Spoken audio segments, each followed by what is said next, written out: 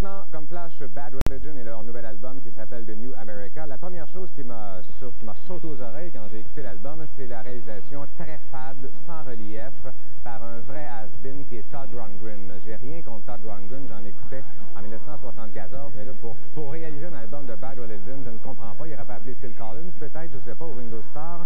C'est un album qui manque de couilles. Tu as l'impression d'écouter quelque chose qui a été enregistré il y a 10 ans à peu près. Les jeunes groupes sont pas mal plus intéressants ce qu'ils peuvent faire. Je suis sûr que le nouveau MXPX est meilleur que ça. Le Reset est meilleur que ça. Reset, un groupe de Montréal. Et non seulement ça sonne mal, mais les chansons sont vraiment plates. C'est du ramassé. Imaginez-vous, ils ont essayé de faire du techno. Il y a une petite touche de techno sur une chanson. C'est comme, ça dure comme 5 secondes. Après ça, ils tombent dans leur style habituel.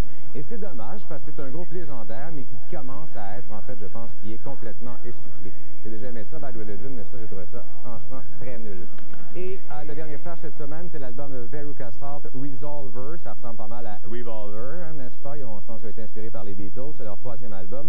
Que reste-t-il sans leur leader? En fait, il y avait 2 leaders. Il y a Nina Gordon qui est partie du groupe. Il reste Louise Post. Et les deux se séparaient, répartissaient les compositions dans le groupe. Et c'était un groupe intéressant, Veruca Salt.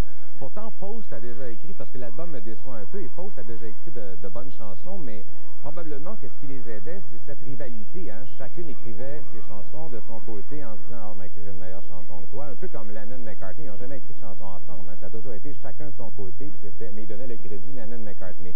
Donc ici, comme résultat, je suis comme assis en 2 chaises. Je vous avoue, j'ai pas trouvé ça mauvais comme album, mais j'ai pas trouvé ça très bon non plus. En fait, ça me rappelle un peu le commentaire que je faisais sur A Perfect Circle au début. Ça impressionne à première audition, mais plus tu écoutes, plus tu t'aperçois que c'est en fin de compte un peu ordinaire. Voici Born Entertainer.